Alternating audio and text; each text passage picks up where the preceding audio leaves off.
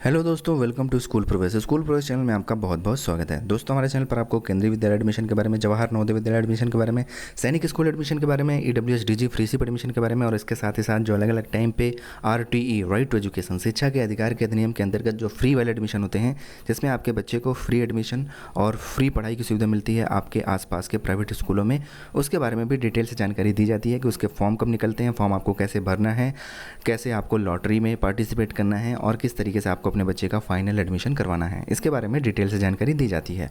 दोस्तों, अपने previous videos में हम बात कर रहे थे केंद्रीय विद्यालय एडमिशन 2021-22 क्लास 1 के बारे में। तो दोस्तों, आज की इस वीडियो में हम आपको बताने वाले हैं कि अगर आप सर्विस प्रायोरिटी कैटेगरी से बिलोंग करते हैं, तो यानी कि अगर आपका जो सर्विस कैटेगरी है वो 1 है, 2 है, 3 है या फिर 4 है, ठीक, तो आपके लिए एडमिशन का एक और मौका दिया गया है केंद्रीय विद्यालय संगठन की तरफ से। दोस्तों, चलिए इस चीज़ को अच्छे से समझने के लिए केंद्रीय विद्यालय के ऑफिशियल एडमिशन शेड्यूल पर चलते हैं और उसमें आपको जो भी जानकारी दी हुई है उसको मैं अच्छे से एक्सप्लेन करता हूं। तो चलिए आगे बढ़ते हैं। दोस्तों, आपके सामने केंद्रीय विद्यालय संगठन द्वारा जारी किया गया नया वाला जो ऑफिशियल एडमिशन शेड्यूल है 2021-22 सेशन के लिए, वो खुला हुआ है।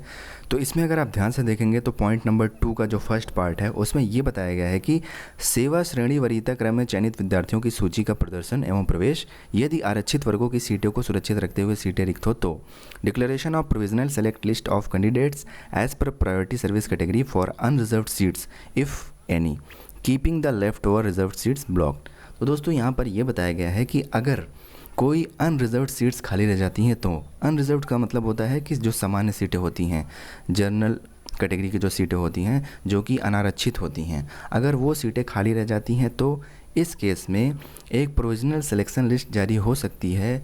वो जो लिस्ट जारी होगी वो सर्विस प्रायोरिटी कैटेगरी के कैंडिडेट्स होंगे। तो दोस्तों, अगर आप सरकारी नौकरी के हैं और अगर आपने केंद्रीय विद्यालय में एडमिशन के लिए अपने बच्चे का फॉर्म भरा था इस सेशन के लिए, अगर आप कैटेगरी 1, 2, 3, 4 में आते हैं तो आपके लिए ये बहुत ही इम्पॉर्टेंट जानकारी है। दोस्तों, आपको एक और मौका मिल सकता है। केंद्रीय विद्यालय अपने अपने लेवल पर एक प्रोविजनल सिलेक्शन लिस्ट जारी कर सकते हैं जिसमें सर्विस प्रायोरिटी कैटेगरी वालों को एडमिशन का चांस मिल सकता है अगर उस केंद्रीय विद्यालय में जो अनरिजर्व्ड सीट्स हैं वो खाली रह जाती हैं तो।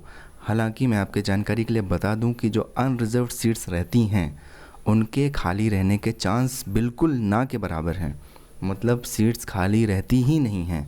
लेकिन क्योंकि ये केंद्रीय विद्यालय संगठन द्वारा दी गई जानकारी है तो दोस्तों मुझे आप तक पहुंचाना बेहद ज़रूरी है। हो सकता है बाई लक, बाई चांस कभी एक आध सीट खाली रह गई हो, तो ऐसे में किसी भी सर्विस प्रायोरिटी कैटेगरी वाले बच्चे का चांस लग सकता है कि उसका एडमिशन हो जाए। लेकिन दोस्तों, यहाँ पर अब आपकी जिम्मेदारी बढ़ गई है। अगर आप सर्विस प्रायोरिटी कैटेगरी से हैं तो आपको ये जो डेट दी हुई है 2 जुलाई 2021 से लेकर 6 जुलाई 2021 तक, यानी कि टोटल 4 दिन आपको उस केंद्रीय विद्यालय की वेबसाइट बार बार चेक करते रहना है जिसमें आपने अपने बच्चे का एडमिशन के लिए फॉर्म भरा है। अगर आपने 3 केंद्रीय विद्यालय में फॉर्म भरा है तो आप तीनों का वेबसाइट टाइम टाइम पर चेक करते रहिए। अगर आपने 1 में भरा है तो आप 1 का करते रहिए। अगर आपने 2 में भरा है तो दोनों को करिए। दोस्तों, हो सकता है कि इस तरह की जानकारी वेबसाइट पर अपडेट भी नहीं होती हैं क्योंकि ये बहुत ही रेयर होता है।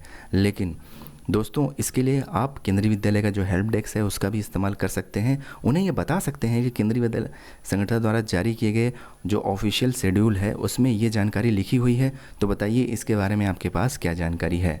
तो जैसा भी होगा वो आपको जानकारी देंगे कि हाँ, अनरिजर्व्ड सीट्स यहाँ पर खाली हैं, उसके लिए हम इन बच्चों का नाम आया है, इसके बारे में वो आपको पूरी जानकारी देंगे। तो दोस्तों, ये जानकारी आपको अपने संबंधित केंद्रीय विद्यालय से ही मिल सकती है। इसके लिए मैं आपसे रिक्वेस्ट कर रहा हूँ कि अगर आप सर्विस प्रायोरिटी कैटेगरी के हों तो इन डेट्स के बीच में अपने केंद्रीय विद्यालय के आपके केंद्रीय विद्यालय का जो कांटेक्ट है उसके कांटेक्ट में रहें, ठीक है। जो उसका केवीएस हेल्प डेस्क है उसका इस्तेमाल करें, उनसे लगातार कांटेक्ट में रहें। हो सकता है कि किसी बच्चे का नाम आ जाए।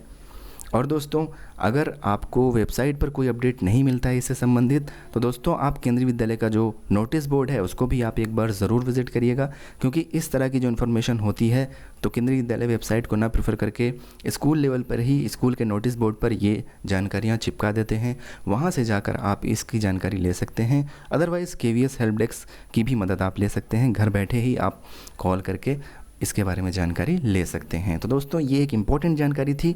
हालांकि ये सबके लिए नहीं थी, ये उनके लिए ज़्यादा महत्वपूर्ण है जो सर्विस प्रायोरिटी कैटेगरी से बिलोंग करते हैं। लेकिन दोस्तों हमारा काम है आपको हर छोटी से छोटी जानकारी देना ताकि आपके बच्चे का एडमिशन हो सके। दोस्तों हम उम्मीद करते हैं कि हमारे द्वारा दी गई इस जानकारी से आपके बच्चे के एडमिशन में ज़रूर कोई ना कोई फ़ायदा होगा। दोस्तों इसी तरह की वीडियो रेगुलरली पाने के लिए आप हमारे चैनल को सब्सक्राइब कर सकते हैं, हमसे जुड़ सकते हैं। बेल आइकन को ज़रूर दबाइएगा ताकि कोई भी लेटेस्ट नोटिफिकेशन आपसे मिस ना हो। हम एडमिशन पर तरह तरह की अपॉर्चुनिटीज़ के बारे में जानकारी देते रहते हैं। केंद्रीय विद्यालय एडमिशन के बारे में, जवाहर नवोदय विद्यालय एडमिशन के बारे में, सैनिक स्कूल एडमिशन के बारे में, RTE एडमिशन के बारे में, जो अलग अलग स्टेट में अलग अलग टाइम पे होते हैं। हम इन सबसे संबंधित पूरी जानकारी आपको डिटेल से देते हैं ताकि फॉर्म भरने से लेके एडमिशन तक आपके बच्चे को कोई भी दिक्कत ना हो। तो दोस्तों मिलेंगे अपने अगले वीडियो में, तब तक के लिए इजाज़त दीजिए। Bye bye, take care.